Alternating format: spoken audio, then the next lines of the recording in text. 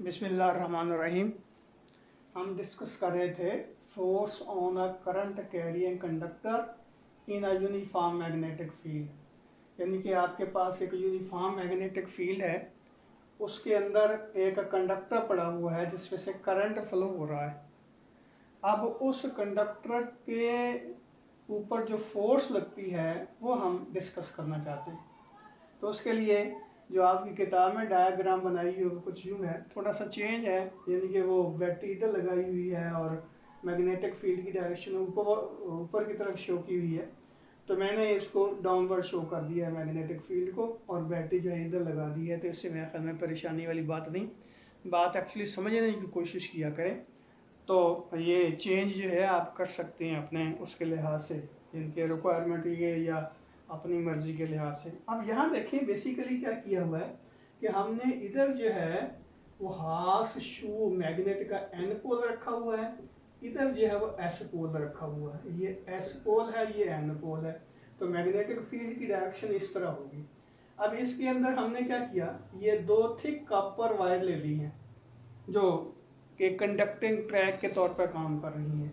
उसके ऊपर हमने क्या किया कि ये एक और कंडक्टर रख दिया और इधर हमने बैटरी लगा दी। अब जब बैटरी लगाएंगे तो जाहिर है ये जो हमारे पास कंडक्टिंग ट्रैक है ये करंट लीड के तौर पर भी काम कर रहा है। तो यहाँ जब पॉजिटिव टर्मिनल होगा तो इसका क्या मतलब होगा कि ये एक लूप जो है वो कंप्लीट हो जाता है, कंडक्टिंग लूप। नतीजे के तौर पर इसमें इस डायरेक्शन में इस तरह करंट फ्लो होना शुरू हो जाता है। और याद रखिए ऊपर इसके परपेंडिकुलर हमने मैग्नेटिक फील्ड जो है अप्लाई किया हुआ है। अब इसमें करंट की डायरेक्शन ये है। तो इस कंडक्टर के ऊपर, हाँ एक और बात कि ये जो दोनों हमने वायर रखी हुई हैं, कॉपर वायर जो कि कंडक्टिंग ट्रैक के तौर पर काम कर रही हैं, उनके दरमियान जो सेपरेशन है वो एल के बराबर है। यानी कि कंडक्टर का वो हिस्सा, इस कंडक्टर का वो हिस्सा जिसके अंदर से करंट फ्लो हो रहा है, उसकी लेंथ बेसिकली कैपिटल एल के बराबर होगी। अब ये देखिए यही डायग्राम आप इस तरह भी बना सकते हैं, लेकिन चूंकि आपकी किताब में इस तरह बनाई हुई है इस तरह, इसलिए मैंने ये बनाई है। जबकि इसको बनाना जो है कंपैरेटिवली आसान भी है और इसको समझना आसान भी है। बहरहाल अगले चैप्टर्स में यही डायग्राम जो है वो इस तरह आपकी किताब में भी बनाई हुई है। तो बहरहाल हम ये देखना चाहते हैं कि ये जो कंडक्टर है ये वाला, ये फ्री टू मूव है, ये इसके ऊपर स्लाइड कर सकता है आराम से। यानी कि यहाँ जो है हमने इसके जो ये जो क्या कहते हैं कि ट्रैक है उसके ऊपर ये कंडक्टर जो है, ये वाला कंडक्टर जो है वो इजीली स्लाइड कर सकता है, इसको किसी किस्म की फ्रिक्शन का सामना नहीं करना पड़ता। तो अब हम ये देखना चाहते हैं कि इस कंडक्टर के ऊपर जो फोर्स लगती है वो किन किन फैक्टर्स के ऊपर डिपेंड करती है। पिछले लेक्चर में हमने ये डिस्कस किया था कि जब एक करंट कैरियंग कंडक्टर जो है उसको मैग्नेटिक फील्ड के अंदर रखा जाता है तो उसके ऊपर फोर्स लगती है। और ये भी हमने डिस्कस किया था कि फोर्स की जो डायरेक्शन होती है वो एक्चुअली वीकर मैग्नेटिक फील्ड की डायरेक्शन में होती है। तो वो पिछला लेक्चर जो है दोबारा देख लेना। तो बहरहाल यहाँ भी यही सिचुएशन है। ये देखिए कि कंडक्टर में करंट इस डायरेक्शन में फ्लो हो रहा है। तो ये देखिए करंट ये डायरेक्शन, करंट की ये डायरेक्शन, यानी कि इस डायरेक्शन में करंट फ्लो हो रहा है। तो हम क्या करते हैं, अपने राइट हैंड का थंब जो है इधर ले आते हैं और कंडक्टर को राइट हैंड की उंगलियों, राइट हैंड की जो उंगलियां हैं उसको पकड़ते हैं। तो मैग्नेटिक फील्ड की डायरेक्शन ये बनती है। इसका मतलब ये हुआ कि इस साइड पे दोनों मैग्नेटिक फील्ड एक दूसरे को असिस्ट कर रहे हैं, जबकि यहाँ पे इस साइड पे दोनों एक दूसरे को अपोज कर रहे हैं। रिजल्ट क्या निकलेगा कि कंडक्टर के इस साइड पे मैग्नेटिक फील्ड स्ट्रॉन्गेस्ट होगा और इस साइड पे मैग्नेटिक फील्ड वीकेस्ट होगा, जिसकी वजह से इस डायरेक्शन में इसके ऊपर फोर्स लगेगी। अब हम ये देखना चाहते हैं कि ये फोर्स किन किन फैक्टर्स के ऊपर डिपेंड करती है। तो उसमें पहली चीज़ हमने ली है कि फोर्स जो है वो लेंथ के ऊपर डिपेंड करती है। कंडक्टर की लेंथ जितनी ज़्यादा होती जाएगी उतनी ही उसके ऊपर फोर्स भी ज़्यादा लगेगी। सिंपल सी बात है कि पानी जो है अगर फ्लो कर रहा है किसी अपना क्या कहते हैं नहर के अंदर से, तो आप एक रॉड ले लें। अब उस रॉड को पानी के परपेंडिकुलर, जिस डायरेक्शन में फ्लो कर रहा है उसके परपेंडिकुलर रखें। तो अगर रॉड की लंबाई ज़्यादा होगी तो आपको फोर्स ज़्यादा लगाना पड़ेगी उसको रोकने के लिए, या दूसरे लफ्ज़ों में ये कह लें कि पानी ज़्यादा फोर्स लगाएगा। और अगर उसकी लेंथ जो है वो कम होती जाएगी तो डेफिनेटली फोर्स की वैल्यू भी कम होती जाएगी। तो यहाँ भी देखें कि कंडक्टर की लेंथ बढ़ती जाएगी तो फोर्स बढ़ती जाएगी, कंडक्टर की लेंथ कम होती जाएगी, फोर्स की वैल्यू भी कम होती जाएगी। अब दूसरी बात जिसके ऊपर ये फोर्स डिपेंड करती है वो है मैग्नेटिक फील्ड की स्ट्रेंथ जो हमने अप्लाई किया हुआ है। जिस तरह मैंने कहा कि ये एंड पोल है, बिलफर्ज ये एस पोल है, तो इसके दरमियान दोनों पोल्स फेसेस के दरमियान जो रीजन है उसमें मैग्नेटिक फील्ड है और ये मैग्नेटिक फील्ड जो है वो यूनिफॉर्म है। अब इसकी स्ट्रेंथ अगर हम इंक्रीज करते जाते हैं तो फोर्स की वैल्यू भी बढ़ती जाती है। डेफिनेटली दोनों तरफ जो डिफरेंस आता जाएगा मैग्नेटिक फील्ड की स्ट्रेंथ का वो चेंज होता जाएगा अगर इसकी वैल्यू हम ज़्यादा करते जाते हैं। तो F जो है दूसरी चीज़ जिसके ऊपर डिपेंड करता है वो है मैग्नेटिक फील्ड की स्ट्रेंथ। अब तीसरी बात क्या, तीसरी बात फोर्स डिपेंड करती है इसके अंदर से जो करंट फ्लो हो रहा है। अब करंट की वैल्यू ज़्यादा होगी तो ज़्यादा फोर्स इसके ऊपर लगेगी और करंट की वैल्यू कम होगी तो फोर्स की वैल्यू भी कम होगी। याद रखिए ये जो करंट है इसके ऊपर इसका मैग्नेटिक फील्ड डिपेंड करता है जो इलेक्ट्रोमैग्नेट इसको बना रहा है, यानी कि इसकी मैग्नेटिज्म जो है कंडक्टर के थ्रू जो करंट फ्लो हो रहा है उसके ऊपर डिपेंड करती है। करंट की वैल्यू ज़्यादा होती जाएगी तो इसका जो फील्ड है यानी कि करंट की वजह से जो फील्ड बनता है उसकी स्ट्रेंथ भी ज़्यादा होती जाएगी। तो डेफिनेटली वो पहले वाली बात कि दोनों तरफ जो डिफरेंस बनता है मैग्नेटिक फील्ड का वो ज़्यादा होता जाएगा। जब करंट ज़्यादा होता जाएगा इसका मैग्नेटिक फील्ड स्ट्रांग होता जाएगा। तो डेफिनेटली क्या होगा, ये जो डिस्ट्रीब्यूशन है मैग्नेटिक फील्ड की दोनों तरफ उनमें डिस्टेंस अपना डिफरेंस जो है वो ज़्यादा होता जाएगा। नतीजे के तौर पर इसके ऊपर फोर्स जो है ज़्यादा लगेगी। तो तीसरा फैक्टर जिसके ऊपर करंट अपना फोर्स डिपेंड करती है वो है करंट। और चौथी बात क्या, चौथी बात ये है कि ये जो कंडक्टर है जिस डायरेक्शन में इसमें करंट फ्लो हो रहा है ये हम डायरेक्शन ले लेते हैं, आगे हम डिस्कस करेंगे कि ये इसको हम खास वेक्टर का नाम देते हैं डिस्प्लेसमेंट वेक्टर का। तो ये करंट की डायरेक्शन है और ये मैग्नेटिक फील्ड है। अब यहाँ देखें कि करंट की डायरेक्शन ये है यानी कि आपकी तरफ है, ये कंडक्टर से जो करंट फ्लो हो रहा है उसकी डायरेक्शन आपकी तरफ है और मैग्नेटिक फील्ड इसके परपेंडिकुलर है। इसका मतलब ये हुआ कि आप करंट की डायरेक्शन और मैग्नेटिक फील्ड के दरमियान एंगल बनता है 90 डिग्री का। तो अगर इस तरह की सिचुएशन होगी तो फोर्स जो है मैक्सिमम लगेगी।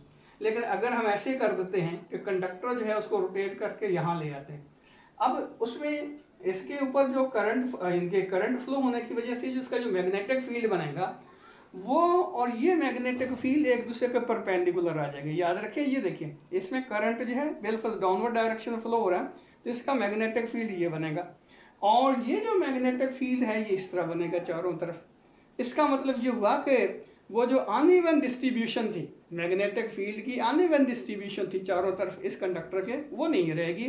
मैग्नेटिक फील्ड चारों तरफ एक जैसा हो जाएगा। जब मैग्नेटिक फील्ड की स्ट्रेंथ चारों तरफ एक जैसी होगी तो इसके ऊपर नेट फोर्स जीरो हो जाएगी। तो याद रखिए अगर मैग्नेटिक फील्ड के अंदर यह कंडक्टर इस तरह पड़ा हुआ है यानी कि इस तरह पड़ा हुआ है और मैग्नेटिक फील्ड इसके परपेंडिकुलर है तो फोर्स कंडक्टर के ऊपर मैक्सिमम लगेगी। लेकिन अगर हम ऐसे करते हैं कि कंडक्टर जो है वो पैरेलल आर एंटी पैरेलल या मुतवाजी कर दें या उसके गैर मुतवाजी या एंटी पैरेलल कर देंगे अप्लाइड मैग्नेटिक फील्ड के, तो डेफिनेटली इसके ऊपर फोर्स जो है ये ज़ीरो हो जाएगी। तो इसका मतलब ये हुआ कि मैंने ये फिर सोचना है कि वो कौन सा ऐसा फंक्शन है जिसकी वैल्यू उस वक्त मैक्सिमम होती है जब एंगल 90 डिग्री का होता है और उस वक्त उसकी वैल्यू ज़ीरो हो जाती है जब एंगल जो है वो 0 डिग्री का हो जाता है। तो वो फंक्शन है हमारे पास ट्रिग्नोमेट्रिक फंक्शन साइन थीटा। तो यहाँ मैं अल्फा लिखा हुआ है, आपकी किताब में भी अल्फा लिखा हुआ है, थीटा भी लिख सकते थे लेकिन मैंने जानबूझ के अल्फा ही लिखा है। तो sine F is proportional to sine alpha, mean alpha की वैल्यू अगर 90 डिग्री होगी तो फोर्स मैक्सिमम, अल्फा की वैल्यू जो है 0 डिग्री होगी तो फोर्स की वैल्यू 0 हो जाएगी। और इसका मतलब ये होगा इसके इन बिटवीन जब एंगल होगा तो फोर्स भी डाइल्यूट होती जाएगी। ये देखिए मैग्नेटिक फील्ड इधर है और कंडक्टर जो है इस तरह पड़ा हुआ है जिसके अंदर इस डायरेक्शन में करंट फ्लो हो रहा है। तो अगर हम यहाँ देखते हैं तो फोर्स इसके ऊपर मैक्सिमम लगेगी इस डायरेक्शन में। लेकिन अगर हम इसको रोटेट करते जाते यानी कि ऐसे रोटेट करते जाते हैं तो फोर्स की वैल्यू कम होते होते होते यहाँ पे फोर्स की वैल्यू 0 हो जाएगी। यानी कि इसी कंडक्टर को अगर हम इस तरह यहाँ रखते हैं मैग्नेटिक फील्ड के परपेंडिकुलर फोर्स मैक्सिमम लगेगी, लेकिन अगर इसको रोटेट करते करते इसके पैरेलल ले जाते हैं तो फोर्स की वैल्यू 0 हो जाएगी। तो इसका मतलब ये हुआ कि फोर्स जो है वो साइन ऑफ एंगल के ऊपर डिपेंड करती है। और एंगल भी समझ गए होंगे आप कि कंडक्टर में जिस डायरेक्शन में करंट फ्लो हो रहा है वो डायरेक्शन और मैग्नेटिक फील्ड की डायरेक्शन, तो मैग्नेटिक फील्ड और ये जो जिस डायरेक्शन में कंडक्टर में करंट फ्लो हो रहा है उसके दरमियान अगर एंगल 90 डिग्री का होगा फोर्स मैक्सिमम होगी, एंगल 0 हो जाएगा फोर्स भी 0 हो जाएगी। अब इन चारों चीज़ों को अगर इकट्ठा कर लेके लिखना चाहते हैं हम, तो हम कह सकते हैं कि F is proportional to L B I sine of alpha, या आपको पता है कि प्रोपोर्शनलिटी साइन को इक्वालिटी में जब तब्दील किया जाता है तो एक कांस्टेंट से मल्टीप्लाई कर दिया जाता है। तो ये कांस्टेंट हमने यहाँ के ले लिया, तो F आपके पास आ जाएगा के L B I sine of alpha. अब अगर ऐसे ही इस्तेमाल करते हैं, इंटरनेशनल सिस्टम ऑफ यूनिट इस्तेमाल करते हैं, तो उसमें ये देखिए कि F1 के बराबर आता है उस वक्त जब L1 के बराबर होगा, B1 के बराबर होगा, I1 के बराबर होगा, अल्फा 90 डिग्री के बराबर होगा। तो ये 1 1 1 1 1, जिसका मतलब K की वैल्यू 1 आ गई। तो ऐसे ही में K की वैल्यू जो है 1 आती है। जब K की वैल्यू 1 पुट करते हैं तो हमारे पास जो रिलेशन आ जाती है F is equal to I L B sine of alpha के इक्वल होगी। तो एल्फा मैंने पहले ही एक्सप्लेन कर दी है कि अल्फा है क्या, ये एंगल है कंडक्टर के और मैग्नेटिक फील्ड के दरमियान। अब इस इक्वेशन से हम B की वैल्यू निकाल सकते हैं। तो B क्या होगी, F over I L sine of alpha, B is equal to F over I L sine of alpha. अब यहाँ देखिए कि B को कहते हैं मैग्नेटिक इंडक्शन। ये बेसिकली मैग्नेटिक फील्ड की स्ट्रेंथ को शो करता है कि मैग्नेटिक फील्ड कितना स्ट्रांग है। ये जो हमने अप्लाई किया हुआ है ये मैग्नेटिक फील्ड, तो मैग्नेटिक फील्ड मैग्नेटिक इंडक्शन कहते हैं B को। अब B जो है वो F के इक्वल होगी, इनके B F के इक्वल होगी। कब, अगर हम I को 1 एम्पेयर ले लें, यानी कि कंडक्टर में से जो करंट फ्लो हो रहा है वो 1 एम्पेयर का है और कंडक्टर की जो लेंथ है वो 1 मीटर है। यानी कि ये कंडक्टर ले लें, इसकी लेंथ जो है 1 मीटर है, इसमें से 1 एम्पेयर का करंट फ्लो हो रहा है और ये मैग्नेटिक फील्ड के परपेंडिकुलर पड़ा हुआ है। यानी कि मैग्नेट, ये देखें कंडक्टर इस तरह है, मैग्नेटिक फील्ड उसके परपेंडिकुलर है, तो दोनों के दरमियान एंगल जो है अल्फा वो 90 डिग्री के बराबर बनता है। तो हम कहते हैं कि उस वक्त B जो है वो F के इक्वल होगा। यानी कि B जो है एक्चुअली यानी कि मैग्नेटिक इंडक्शन वो फोर्स है जो एक ऐसे कंडक्टर के ऊपर लगती है जिसकी लेंथ 1 मीटर है, जिसके थ्रू करंट पास हो रहा है 1 एम्पेयर का और वो पड़ा हुआ है मैग्नेटिक फील्ड के अंदर जिसकी स्ट्रेंथ 1 टेस्ला के बराबर है और उसके ऊपर जो B जो है वो 1 टेस्ला के बराबर होगी। यानी कि B उस फोर्स के बराबर होगी जो इस कंडक्टर के ऊपर लग रही है। और कंडक्टर की स्पेसिफिकेशन क्या है, नंबर 1 इसमें से 1 एम्पेयर का करंट फ्लो हो रहा है, नंबर 2 इसकी लेंथ जो है 1 मीटर के बराबर है और नंबर 3 क्या है, ये मैग्नेटिक फील्ड के परपेंडिकुलर पड़ा हुआ है। तो B जो है F के इक्वल होगा कब, जब I 1 एम्पेयर होगा, लेंथ 1 मीटर के बराबर होगी और अल्फा जो है वो 90 डिग्री के बराबर होगा। जाहिर है नीचे वाला सारे का सारा फैक्टर जो डिनोमिनेटर है जब 1 हो जाएगा तो B F के बराबर होगी। तो इसलिए हम कहते हैं कि B यानी कि magnetic induction is the force acting on a conductor through which 1 ampere current is flowing having length 1 meter placed perpendicular to the magnetic field। यानी कि ये कंडक्टर है आपके पास, इसको मैग्नेटिक फील्ड की हमने परपेंडिकुलर रखा हुआ है और कंडक्टर की लेंथ जो है 1 मीटर के बराबर है और इसके थ्रू का 1 एम्पेयर का करंट फ्लो हो रहा है। तो इसके ऊपर जो फोर्स लगेगी बेसिकली वो इसकी मैग्नेटिक यानी कि इस फील्ड की मैग्नेटिक इंडक्शन कहलाएगा। अब B जो है यानी कि मैग्नेटिक इंडक्शन जो है उसके ऐसे यूनिट है टेस्ला। टेस्ला आपको पता है साइंटिस्ट का नाम है, तो टेस्ला के नाम से इसके यूनिट रखे हुए हैं। तो B जो है वो 1 टेस्ला के बराबर होगी कब, अगर हम ये देखते हैं कि ये कंडक्टर है, इसकी लेंथ 1 मीटर है, इसके थ्रू 1 एम्पेयर का करंट फ्लो हो रहा है, तो हमने ये देखा कि इसके ऊपर फोर्स 1 न्यूटन के बराबर लग रही है। अगर इसके ऊपर फोर्स 1 न्यूटन के बराबर लग रही है तब हम कहेंगे कि B जो है वो 1 टेस्ला के बराबर होगा।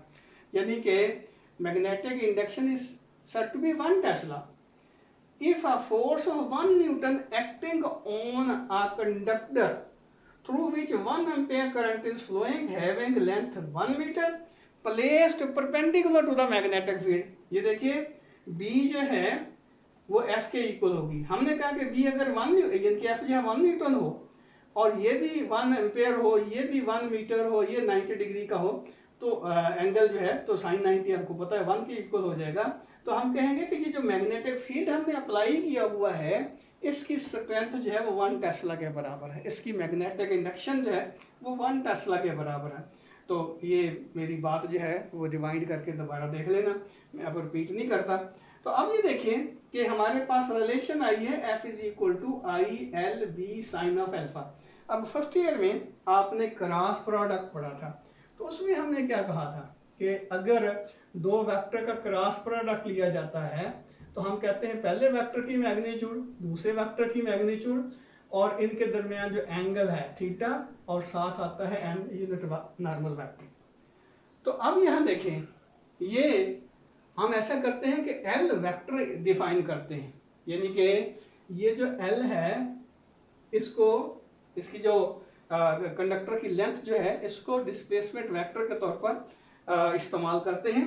और हम कहते हैं कि एल बेसिकली वैसे तो जाहिर है कंडक्टर की लेंथ होगी, लेकिन अगर उसको डायरेक्शन दे दीजिए, कौन सी डायरेक्शन, जिस डायरेक्शन में कंडक्टर के अंदर से करंट फ्लो हो रहा है, तो ये एल वेक्टर बन जाता है।